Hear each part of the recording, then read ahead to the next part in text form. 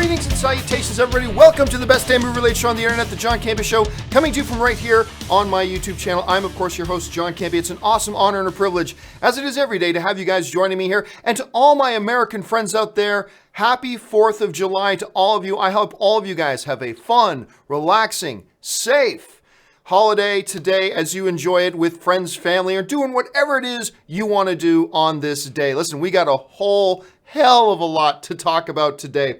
Christopher McQuarrie, Academy Award-winning filmmaker, director of such films as Edge of Tomorrow, Mission Impossible, Rogue Nation, the upcoming Mission Impossible film, of course, swearing off doing Star Wars films because of the toxic fandom. We got Miles Teller is going to play the son of Goose in Top Gun 2. Matt Damon may be directed by John Krasinski here pretty soon. But before we get to any of that, let's get the thing started with this. Yesterday, of course, we celebrated the midpoint, even though we're a few days after, we celebrated the midpoint of the calendar movie year of 2018. We wanted to celebrate the mid-year movie awards, what I'm calling the filthies. And the way we set up, we had 8 categories: actor, actress, supporting actress, best comedy, best superhero film, and best director, and of course, overall best movie.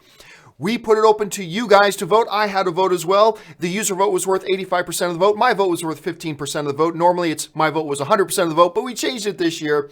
And now we have our winners in. So let's get to it and start announcing the winners of the Filthies, the mid-year movie awards. All right, and we're going to start things off with the Best Supporting Actress category. Of course, the nominees were Anne Hathaway, Millicent Simmons from A Quiet Place, Denai Guerrero from Black Panther, Sharon Horgan from Game Night, Letitia Wright from Black Panther, and your winner, according to the voting, is Millicent Simmons, won the Best Supporting Actress for the Mid-Year Awards. She was absolutely incredible.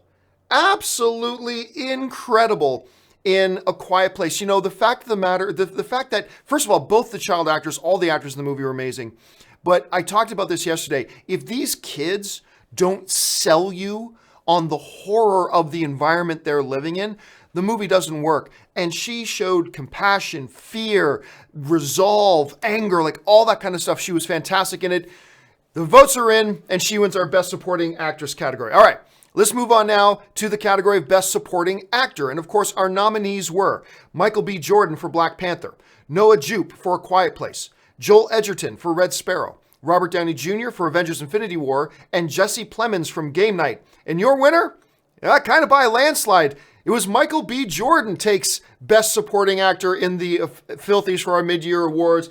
Look, there's just no denying it. He was a powerhouse in that film. As a matter of fact, a lot of people coming out of Black Panther, instead of chattering about Black Panther, they were chattering about Killmonger and Michael B. Jordan's role. Probably the best. I mean, I might even think it's a better performance than he gave in Fruitvale Station. And there were arguments to be made that he maybe should have gotten an Academy Award nomination for his job in Fruitvale Station. He didn't. He might not get an Academy Award nomination for this one either, but he was damn good in it. You guys have chosen Michael B. Jordan as Best Supporting Actor. All right, let's move on now to the category of Best Lead Actress. And our nominees were Emily Blunt from A Quiet Place, Toni Collette for Hereditary, Lupita Nyong'o for Black Panther, Natalie Portman for Annihilation, and Storm Reed from A Wrinkle in Time. And the votes came in, and it turned out to be Emily Blunt, Best Actress for A Quiet Place. Again, there's no hyperbole about what you can say here about just how good she was in that movie. It was a tight race between her and Toni Collette. Toni Collette actually came very, very close second. I actually voted for Toni Collette, but she came in a very, very close second. But the votes came in, they were tallied, and you guys have voted that Emily Blunt wins our Best Actress. All right, let's move on now to the category of Best Lead Actor. And the Best Lead Actor nominees were Joaquin Phoenix for You Were Never Really Here, John Krasinski for A Quiet Place, Josh Brolin for Avengers Infinity War, Nick Robinson for Love, Simon, and Chadwick Boseman for Black Panther. Votes have been tallied, and your winner is another win for A Quiet Place. John Krasinski takes Best Actor. You know, what makes it even more impressive, his performance in that movie, is the fact that he was also directing the movie. He was a double threat. He was jumping back and forth from behind the camera to in front of the camera. John Krasinski takes it as our Best Lead Actor. All right, let's move on to the next topic. And the next item here is Best Superhero Movie. The nominees were Black Panther, Avengers Infinity War, Incredibles 2, and Deadpool 2.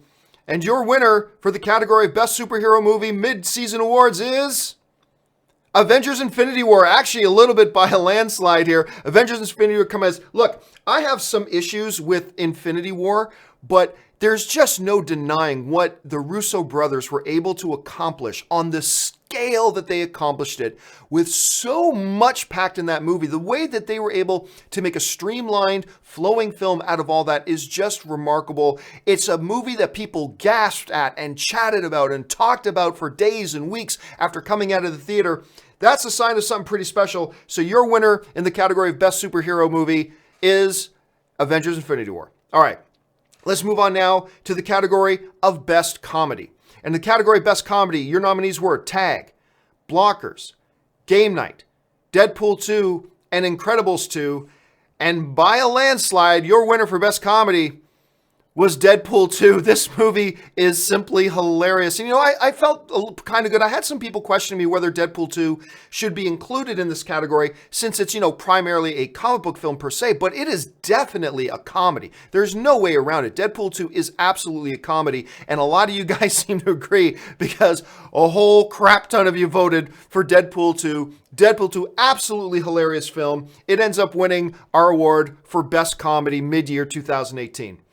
Okay, now we get into the final two awards. This one, Best Director. And we get things started off with John Krasinski for A Quiet Place, Anthony and Joe Russo for Avengers Infinity War, Ryan Coogler for Black Panther, Lynn Ramsey for You Were Never Really Here, and Brad Bird for Incredibles 2. Votes are in. Our Best Director mid-year 2018 is John Krasinski. What a job this guy did on a relatively low budget, with a lot of silence. How do you tell a compelling narrative with incredibly depth of character for all the characters, with hardly any dialogue whatsoever? That is a really naturally gifted storyteller. And that's what John Krasinski apparently is. So, votes came in. You guys voted John Krasinski for Best Director, which brings us to the final filthy award, if you will. Mid-Year Awards 2018 for Best Movie. The nominees were A Quiet Place, Paddington 2, Avengers Infinity War, the documentary Won't You Be My Neighbor, and Incredibles 2. And your winner, A Quiet Place, actually takes your votes for Best Picture so far of 2018. Wasn't as close as I thought it might be, but it ends up taking it by quite a bit. So there you have it, guys. Your winners. For this year, we've got ourselves, who do we got here? We've got our Best Supporting Actress, once again, Millicent Simmons from A Quiet Place. Best Supporting Actor, Michael B. Jordan from Black Panther. Best Lead Actress, Emily Blunt from A Quiet Place. Best Lead Actor, John Krasinski from A Quiet Place. Best Superhero Movie, Avengers Infinity War. Best Director, or Best Comedy, I should say, Deadpool 2. Best Director, John Krasinski from A Quiet Place. And you voted Best Movie, mid-year 2018, is A Quiet Place. So there you have it, guys. There's our mid-season results. Thank you to all you guys who participated. There were thousands and thousands and thousands of votes cast. Thank you so much for participating in that, guys. This was a lot of fun. A couple of the races were a little close. A lot of the people I voted for didn't win, but whatever. I think this was a great batch of results. Thank you for participating. And ultimately, it doesn't really mean anything, but it's really cool that we get to celebrate these films and the excellence that we had in the first part of 2018. So thanks for participating in that, guys. All right, with that out of the way now, we got a whole bunch of stuff in the world of movie news to get to, so let's get things rolling with a little segment we call the Movie News Feed. First up, on the top A-list of all the all-time iconic horror movie characters, you'll obviously get names like Freddy, Jason, and Michael. However, just below them is a solid list of B-list names that includes Chucky, the little doll that wants nothing more than to be your best friend and probably murder you. While the franchise has struggled recently, turning to straight-to-home video releases, Chucky is mounting a modest little comeback, which includes a TV series in development, and now, The Hollywood Reporter has revealed MGM is looking to do a remake of the original film. From THR, MGM is fast-tracking the project, which has Lars Klevberg, the Norwegian filmmaker behind the horror movie Polaroid, in the director's chair as it heads towards a production start in Vancouver this September. Tyler Burton-Smith, who has written video games and wrote Kung Fury 2, now in production, pens the script. It has not been the easiest of roads for our little friend Chucky. I mean, the last time he was on the big screen, I believe, was in 2004 with The Seed of Chucky, which grand total worldwide,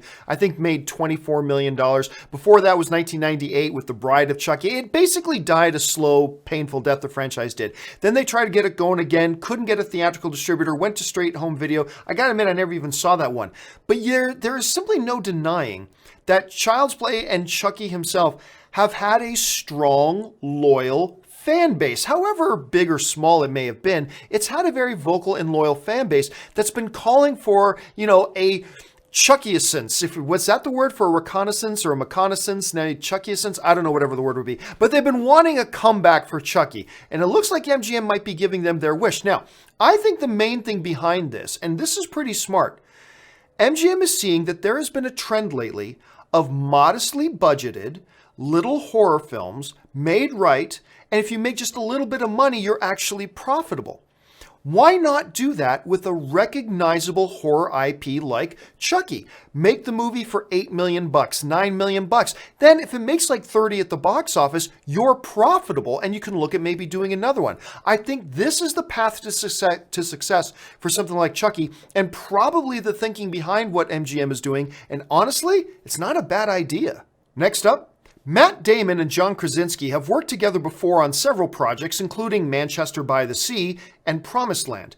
Now, according to reports, they may be working together again as actor and director. From Deadline, Matt Damon is in the early stages of attaching to star as the fugitive billionaire commodities trader Mark Rich in The King of Oil. Universal Pictures has optioned the project for Sunday Night Productions, which is John Krasinski's production company. Sources say that Krasinski, who's coming off the sleeper smash hit A Quiet Place and will probably get a Best Director nomination at next year's Oscars for it, might eventually direct the film. The film is based on the book The King of Oil, The Secret Lives of Mark Rich, a no-holds-barred biography of Rich written by Daniel Amen that sheds new light on one of the most controversial international businessmen of all time. For those of you guys who have watched me for any period of time, you know I am a sucker for these real life stories. It seems like real life produces more incredible stories than fiction ever could. So I'm always a sucker for these things. Now, this is the same guy that Clinton infamously pardoned on his last day in office, which is kind of interesting.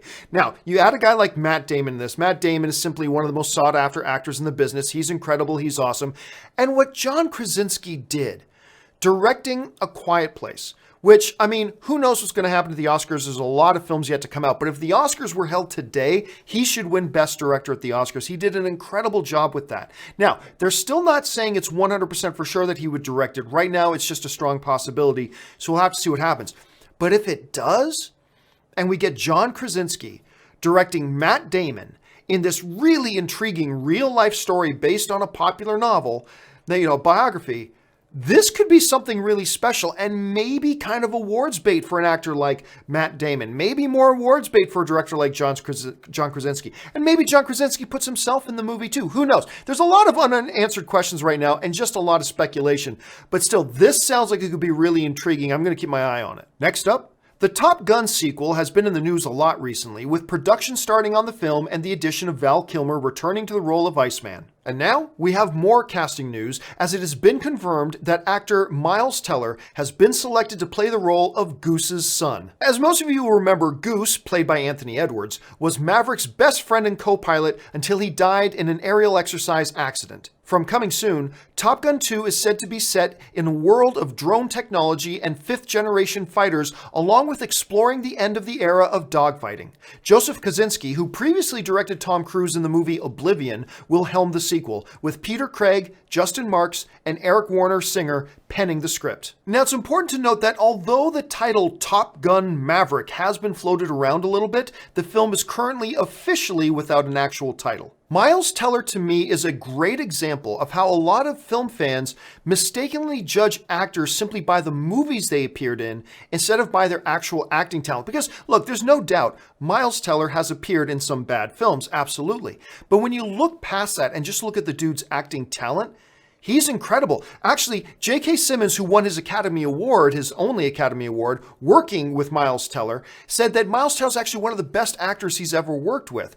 High praise from a guy like that. I just think the dude has an awful lot of talent. Now, coming back into the whole Top Gun world, having Goose's son in it is interesting. We last saw him as a little baby boy in Top Gun. My fear here, and I have nothing to base this on, it's just speculative fear, okay? My fear would simply be this, that they be copying Creed. You know, you got Rocky, or Maverick, who was best friend with this kid's dad, you know, whether it's Apollo or Goose, and now that kid is following in their father's footsteps, and the Rocky or Maverick character is going to train them now to make them the best they ever were, maybe even exceeding that of their father. Like, I just worry a little bit that we're going to get Miles Teller playing Goose's son, who's also a fighter pilot, who's like as good as his dad ever was, and now you got Rocky, Maverick, is going to train him to be even better than him. It just seems like the potential is there to be a little bit copycatish, a bit. Look, they might do that, and it could end up being awesome for sure. I just kind of hope they shy away from that a little bit. But still, overall, the addition of Miles Teller, I think, is a good addition. And finally, Christopher McQuarrie is simply one of the most sought-after filmmakers in the business today. The Academy Award-winning filmmaker wrote such films as The Usual Suspects, The Edge of Tomorrow, and Mission Impossible Rogue Nation, and has directed films like Rogue Nation and its highly anticipated upcoming sequel, Mission Impossible Fallout. However, despite recent rumors and stories of him possibly being interested in doing a Man of Steel 2 or even a Star Wars film, don't count on it. Recent interactions with toxic fans have turned the director off of those films. From Sci-Fi, McQuarrie tweeted a tribute to Rod Serling, citing his ability to fold in important social and contemporary messages into genre sci-fi stories. This came up as a part of a Twitter conversation with Star Wars The Last Jedi director Rian Johnson, during which Johnson cited McQuarrie as a writer to listen to given his undoubted abilities. Unfortunately, as you can imagine, having Rian Johnson there as a part of the conversation, with McQuarrie accurately mentioning including social messages into sci-fi and genre films, got the toxic fanboys stirred into a frenzy. What followed can only be described as disgusting and cancerous, as we've come to expect from this subgroup. It was so bad that an exasperated Christopher McQuarrie tweeted the following to Rian Johnson. "My friend, after 5 minutes of this, I don't know why you're still on Twitter. I would have loved to make a Star Wars film someday. I'm cured." Following that, a fan asked McQuarrie if he was still interested in doing Man of Steel 2 with his Mission Impossible Fallout star Henry Cavill, to which he replied the following: "Nah, after tonight, I think I'm good." This is a really sad situation, and it's getting worse. As a matter of fact, about a week ago, I was talking to a producer friend of mine who was having dinner with the director of one of the bigger films of 2017, and the Star Wars situation came up. And the director said to my friend, no, he would never want to direct a Star Wars film anymore, not now. He wouldn't want to be, as he put it, in the same sandbox with those people, talking about the toxic fandom right now. He said, quoting the fact that he has kids, he's like, I have kids, I don't want them reading this garbage that gets written all the time. And now we've got a filmmaker of the stature of a Christopher McQuarrie, an Academy Award-winning dude, who a lot of people were excited at the notion that he maybe, like there was no announcement, nothing official about this at all, just a lot of speculation, that, working with Henry Cavill, he said once, Christopher McQuarrie actually said, all Henry Cavill has to do is ask me and I'll direct a Man of Steel 2. So a lot of people were excited by that. But after this interaction, this exposure to this toxic fandom that a lot of us are getting used to, he said, you know what? Forget it. And just the way he said it to Rian Johnson was crazy. He goes, you know what? I would have loved to have directed a Star Wars movie. I'm cured of that. Like, I don't want to do that anymore. So much so that it's spilled over into other genre fandoms as well. He's just saying, like, being asked, do you want to direct a Man of Steel 2 still? Nah, after tonight, no. Like, I don't want to be around these people. And it is really sad but it's just symbolic and representative of what's been going on a larger scale. A lot of true blue movie fans are being turned off movie fandom. A lot of filmmakers are being turned off wanting to have anything to do that might have this subgroup of fandom as a part of it. Look, again, it's important to understand we shouldn't lump in just regular movie fans who don't happen to like the new Star Wars movies. Nothing wrong with that. We don't want to lump those people in with this toxic group that's there that use, all the tools at their disposal to be as destructive and as cancerous as they possibly can to try to achieve their goals. There's words for that. I won't use them here. But it is really unfortunate that we're seeing like top-notch filmmakers now stepping up and saying, Christopher McQuarrie being only the first public one to say, look, I don't even want to do a Star Wars movie now if these are the people that I would have to interact with. It's really unfortunate. And that'll do it for today's installment of the Movie News Feed. And now you are all caught up to date on all the stuff going on in the world of movie news. You know, before we go any further, got a new little segment we're going to be trying out here. Based on today's stuff, we got a new little thing we're calling the question of the day. So I got a question of the day for you guys. We'll go over the answer tomorrow.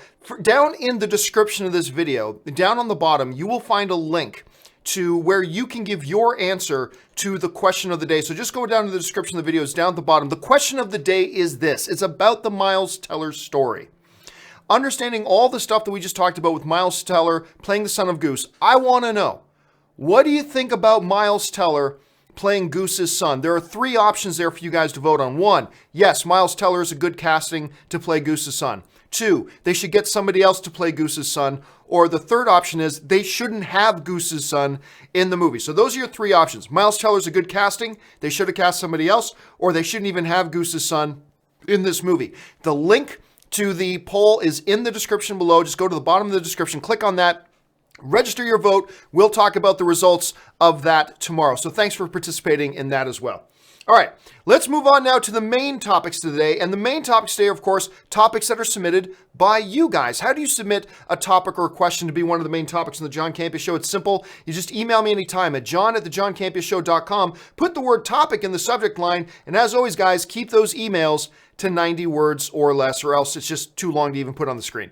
All right, let's get to the first topic. And the first major topic today comes to us from Fabricio Santana, who writes, "Hey, John, greetings from Portugal." Oh, how you doing, Fabricio? Sorry about the World Cup, man. Hey, don't feel so bad. My team, Italy, didn't even get into the World Cup. I love your show. Thank you so much, Fabricio. After Infinity War, do you think a new trend of villains winning at the end of superhero movies will start? Or do you think Infinity War did it because there will be a continuation and a way for the heroes to win on the next movie? All right, thanks a lot for the question, Fabricio. I mean, it's a good question, but I think you just kind of pointed out the most important part yourself, like you pointed out yourself. It's not like the ending of this movie was the ending of the whole Avengers storyline, right?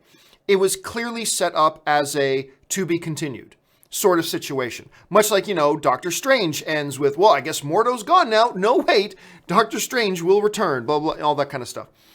So I think there is a little bit of a caveat there, right? If this was just a standalone film, like it wasn't Avengers Part 3, let's just say it was just some standalone random movie and it ended the way it ended, then we can definitively say this was a standalone movie that ended with, you know, with the bad guy winning. It's not quite the case. This was already part 3 of a larger story in the MCU and all that kind of stuff. And we know there's new MCU movies coming. In that regard, like, there really is no MCU movie that is truly a standalone film when you really think about it. Ant-Man and the Wasp is the closest thing to it, to a truly standalone film.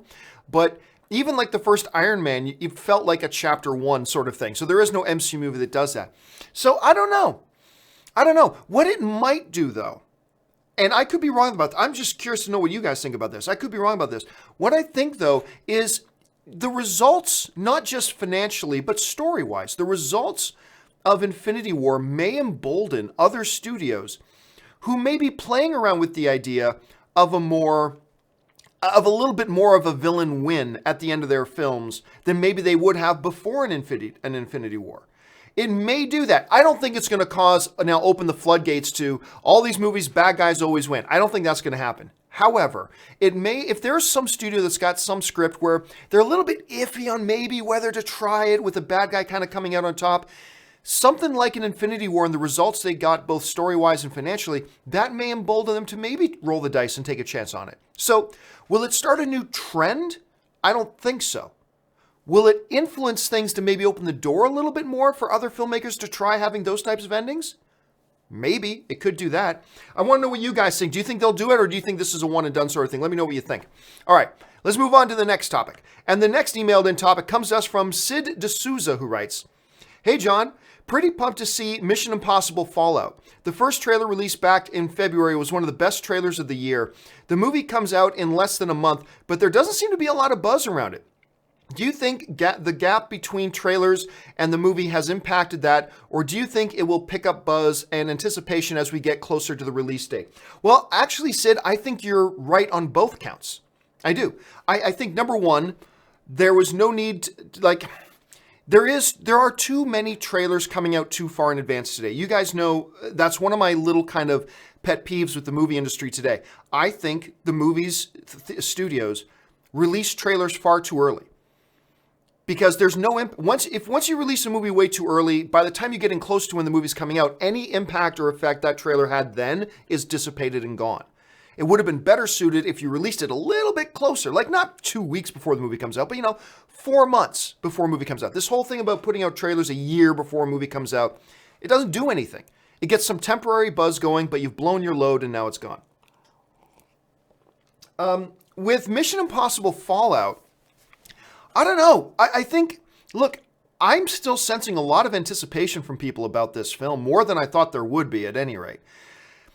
Will they also pick it back up? Yes, I do believe they're going to go probably pretty hard on the marketing once we get to within 2 weeks of its release, which is coming up pretty soon. I mean, this movie's coming out pretty soon. What's the exact release date? I forget. Hold on a second. Let me just pull this up here. Let's see. Mission Impossible Fallout release date. I almost forgot what. Yeah, July 27th. So give it another week or two, and I think in about a week or two, you're going to see them start to go really, really hard on the promotion of the film. I think you're going to see a lot more about that. Right now, we're just kind of in a weird little window where a lot of movies like Ant-Man and the Wasp is coming out, so we got that kind of stuff. So I think it's going to do pretty well. Look, I don't think a Mission Impossible film at this point is going to be $1 billion film. I just don't think it's going to be $1 billion film, not at all. But it could be a $600 million, $700 million film, which would be huge. And I still think that's where it's going to come in at. But who knows? We'll have to, maybe it'll come in way over, maybe it'll come in way under. I don't know. We'll just have to wait and see. All right. Final email question of the day comes to us from Daniel Shatford, who writes, Hey, John. Steve Carell has made some fantastic choices for films over the past few years, with films like Foxcatcher, The Big Short, Battle of the Sexes, and The Last Flag. I love all those films, along with all his excellent comedic roles, for me echoing the career of the late, great Robin Williams. With this year, he has the potential to be in 2 fantastic films, Welcome to Marwen and Beautiful Boy. Which out of the 2 are you more excited for? And you're right, both of these films, Welcome to Marwen and Beautiful Boy. They just dropped. We all just saw the Beautiful Boy trailer. Pardon me, just dropped the other day. And it's got Timothée Chalamet in it, the kid from Call Me By Your Name, who got nominated for Best Actor at the Academy Awards last year. He's in it with them. Oh my God, that movie looks amazing. Like, it looks really powerful. See, when I read the description of Beautiful Boy before I saw the trailer. And I admit, I almost dismissed it. It's like, sounds like stereotypical Hollywood Oscar bait movie. Oh, a father struggling how to show love to his boy and his boy's going through a drug problem. Like, it sounds like BS Oscar bait kind of stuff, right? So I admit, I almost pretty much dismissed the film out of my head when I read the synopsis a while ago. And then the trailer came out and I'm like, oh my God, this looks awesome. And it looks amazing and it looks powerful and strong. And Steve Carell showing he is a multi-threat kind of actor. He is one of the best dramatic actors out there today and one of the best comedic actors out there today. It is very difficult to get somebody, I mean, not since somebody like Tom Hanks have we seen like that real kind of level of ability on both sides of the fence. I mean, you can make an argument for Jim Carrey too. I don't think Jim Carrey ever showed that kind of depth and range in his dramatic parts, although he's done some very, very good dramatic stuff. Good Canadian kid, Jim Carrey. But yeah, Welcome to Marwen, on the other hand, too, is like a completely different looking film, and a film that, we've talked about this a little bit. That trailer, it's not very often today. Like, we as movie fans, we see so many trailers now and blah, blah, blah. It is not often you can see a trailer and honestly say to yourself, you know what? I've never quite seen anything like this before. I mean, even some of the best movies coming out, they have trailers that look amazing and great, but it's not anything we haven't seen before. That Welcome to Marwen trailer, I've never seen anything quite like it. And I am completely intrigued by it. I'm absolutely intrigued by it. And having Leslie Mann in that as well. So you got a 40-year-old virgin reunion going on, which to me is awesome. It looks great. You're right. You're looking at it. But again, look, these are trailers that look great, but the movies could suck. Let's not forget that. We've seen lots of great trailers to horrible movies. But I mean, if the movies, these are big hypothetical ifs. If the movies are as good as the trailers look, then you've got two movies where the Academy is going to have to decide which of the two movies do we nominate Steve Carell for Best Actor for? Do we nominate him for this one or do we nominate him for that one? I mean, it could become that kind of thing. Or the movies could suck and he could be terrible in them. We'll just have to wait and see. All right, guys, with all that out of the way, we've got a little bit overtime today because of the mid-year award announcements. We only got a couple of minutes left, but let's take those few minutes to take some of your live questions that we got going on right now. And the first live question in here right now comes to us from James Welsh, who writes, wait a second. I don't think James's is the first question. Let me get to that in a second. Let me just double check to make sure I get the first right. There we go. No, it is. That was the first one. James Welsh writes, recently, Ahmed Best, who is the actor who did the motion capture and the voice for Jar Jar Binks, Ahmed Best took to his Twitter saying he contemplated suicide for the abuse and death threats he got because of Jar Jar. Feels sorry for him, not his fault. The character was bad. Oh no, it was never his fault. And he's a really good guy. He's a really good guy. I mean, the Jar Jar is one of the most horrendous characters ever put to screen, but that was in no way, shape, or form Ahmed Best's fault. He came in there as a performer, performed the role, did what he was directed to do as the director, and when you understand what he was directed to do, he did a really good job doing it. It wasn't his fault. Imagine, and he probably had it pretty easy compared to a lot of people today, because at that time, there wasn't Twitter, when Star Wars, The Force, or The Phantom Menace came out. And also fortunately for him at the time, probably 90% of the movie-going audience had no idea that there was a guy doing motion capture under that. They just saw this animated character, Jar Jar. I bet if you ask 95% of Americans today, do you know who Ahmed Best is? They'll probably say, no, we have no idea who he is, because he was the guy. So he had that going. But even then, a lot of times we as fans, and I think we're all guilty of this. We as fans misplace our disappointment. We do two things. We don't express our disappointment in a movie or a character properly. And then we often misplace that anger that we have about it. We all do it to some degree. I mean, let's just be honest. We all do. Some worse than others, but we all do it at some point, right? We're all human beings. We all make these mistakes. But I think one of the common traits, or two of the common traits, is that number one, we don't properly express our disappointment in a movie or a character. And number two, then we misplace the blame of where it needs to go. Ahmed Best is a great example of, number one, improperly expressed disappointment over a movie, and number two, misplaced blame over what happened in the movie. So he's a great example of that. And I think when you look back, while it wasn't nearly as bad as it is today, it was probably one of the worst things that had ever been in movies at that time. We had never seen that type of backlash to a movie like we did with The Phantom Menace at that time. The stuff we have today goes way beyond it, because there's a lot more social media. People have access to do kind of stuff. They have direct lines with Twitter and everything to spew their hatred at the individual actors and things like that. But I think what happened with Ahmed at that time was probably a foreshadowing of what was to come, with the degradation of the civility of movie fans, with the sense of entitlement that movie fans have. And we're all guilty of that to some degree. We all are. I think it was a foreshadowing of what was getting built up to that we're now seeing expressed today, which is really just too bad and sad. But remember, I see a lot of people on Twitter saying, oh, Ahmed Best is being a baby. It's nowhere near as bad as it is today. That may be true, but remember, at the time, that was the worst it had ever been. There had never been anything really like that on that scale then. Yeah, maybe it was a lot smaller than it is today, but at that time, it was the worst thing ever.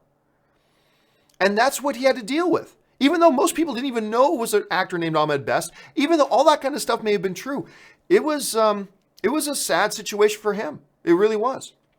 And I'm really glad that he's sharing that story today. I think it's really good and really positive.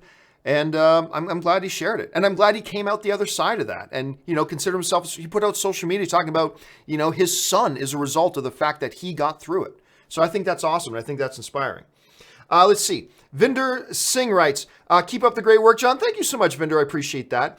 Ben Kenobi writes, I wanted to go see Antenna on Friday, but my theater doesn't have times yet. Does that mean they won't carry the movie, or should I wait a day? Are you talking about like the 2016 film Antenna? There was like a 2000, but why would that be playing in your theater?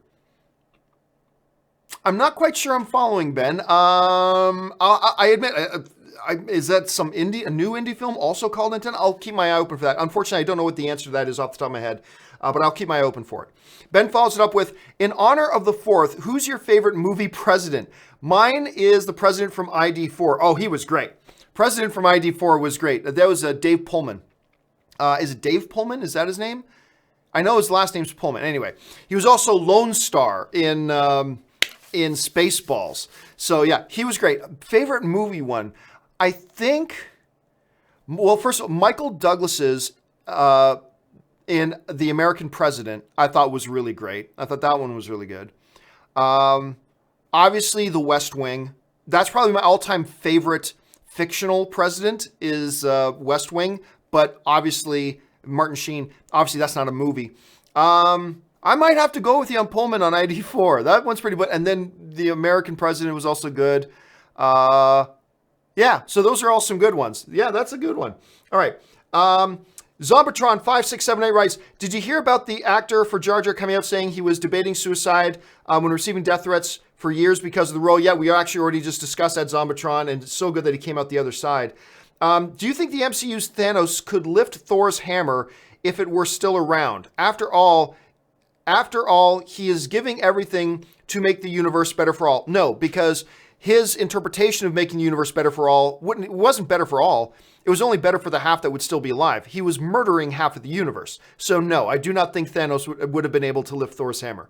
Ali Hussein writes, I just finished watching Luke Cage Season 2. I was disappointed. Mariah and Shades were boring in my opinion. I loved what they've done with Misty and Tilda, and I only loved the last 4 episodes. Yeah, I didn't even like the last 4 episodes. There were 1 or 2 episodes that were pretty good. The episode with Iron Fist was not bad. The episode with Iron Fist was not bad. The rest of it, though, I mean, they were so desperately trying to do Godfather stuff at the end of it, like even trying to completely mimic shot for shot that last ending where Misty's standing outside and the doors closing, and, just like the Godfather. It's like, oh, come on. There's one thing to do an homage. It's another thing to just blatantly shot for shot try to rip off an iconic movie scene. So that was a little over the top. I just didn't like Luke Cage Season 2, which is really too bad because Luke Cage Season 1, I loved the first half of Luke Cage Season 1. Luke Cage Season 1 was awesome. After Cottonmouth left the show, the second half dropped significantly. Overall, I go, yeah, I liked Luke Cage Season 1. I mean, the first half was great, second half not so much, but overall, it's pretty good. I liked it. I just did not like Luke Cage Season 2 at all. Not nearly as bad as Iron Fist, mind you. Not nearly as bad as Iron Fist Season 1. But yeah, I did not enjoy Luke Cage Season 2 at all. I wish I did, but I just didn't like it at all. Nothing worked for me on that level. All right, guys. 2 more questions, and then we're going to have to call it a day. Let's see. Where'd we go? Film Hulen writes, greetings from a Danish film podcast motivated and inspired by you. Well, thank you so much, man. Will it at one point be possible to listen to your daily show on iTunes? The audio-only podcast of my show is for my Patreon supporters only. We've made that a Patreon perk. I was just going to cancel. I had made the decision to just cancel the audio-only version of the podcast because it made me lose money. It took time, energy, and effort to put it together. And there was no benefit of it for me. Like I was just losing money doing it. So I was just going to cancel that. And then a friend of mine suggested, because I was getting ready to start a Patreon campaign, say, whoa. Instead of just canceling your podcast, why don't you continue to make it available but for those people, make it one of the perks of Patreon supporters. So people who are Patreon supporters of mine, they do get audio-only versions of the show in podcast form. So that's what happens. So will I ever just put it openly back on YouTube, on iTunes? Probably not, because it just costs me money and I don't actually get anything out of it. So it's taking resources from me without giving anything back. So it became a negative proposition for me. So that's why I was going to cancel it. But it's working as a podcast, and my Patreon supporters seem to really like having that as an option. So that's where it is right now. But thank you for asking about it.